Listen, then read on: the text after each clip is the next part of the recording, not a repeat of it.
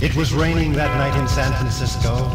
The room was dull and drab, and I was cold and lonely, very lonely. The room consisted of an old four-poster bed, an Atwater Kent radio, and a rust-stained cold water sink in the corner. A dime store reproduction of Picasso's Paloma was taped to the flowery wallpaper. A 40-watt light bulb hung from the fly-spotted ceiling, and a dripping faucet was out of beat with the raucous rock that filtered through the radio. I was depressed, I was lonely, I was cold. I must go where it's happening, I must. And so the voyage began.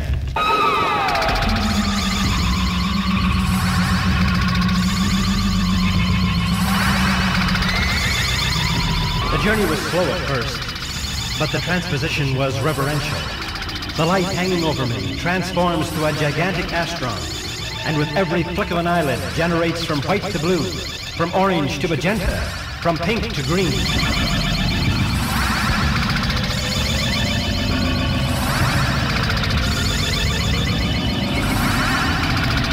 And then a fusion of colors like fireworks on the 4th of July.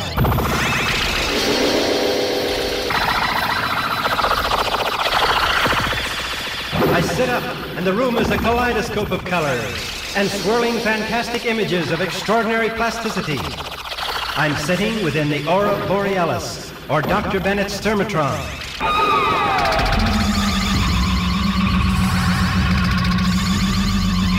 Picasso's little Paloma becomes the center of a phosphorus raindrop. Our platonic affection for each other is an intoxication of loveliness.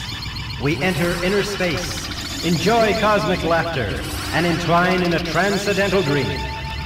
We enter the exosphere, and our bodies are no longer subject to the laws of gravitation. We enter a crystal palace of pink asteroids and float through a honeycomb decked with flowers. There is an overpowering feeling of peace and unspeakable joy. Have I discovered the power beyond the nucleus? Is there a deity? Is this heaven?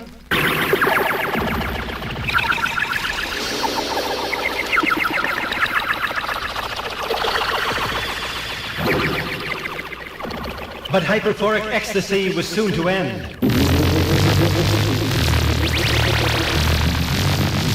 Something is going wrong. Suddenly my soul seems to be shaken, and I tremble like an atheist in a foxhole.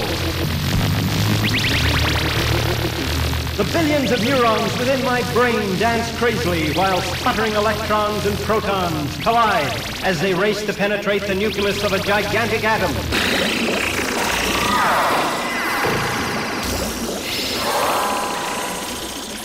Paloma becomes grotesque, and her eyes are misshapen. Her voice, which was sweet, is now that of a screaming, hideous monster.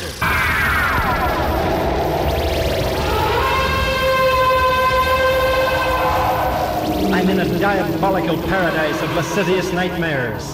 Every lurid, evil thought I possess in the tissues of my brain flashes before me in a cineramic stage of debauchery, and the angels weep.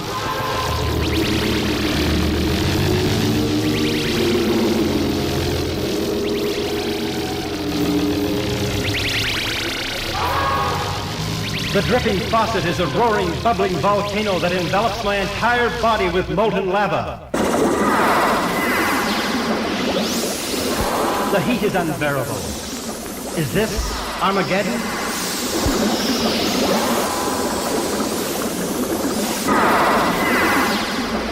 The light on the ceiling is blinding, and my eyes refuse to close.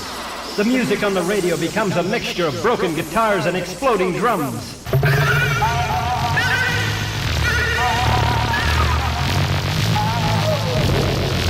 And finally, the voyage ends with the mental processes of my brain dissolving into an orbit of corpuscular radiation.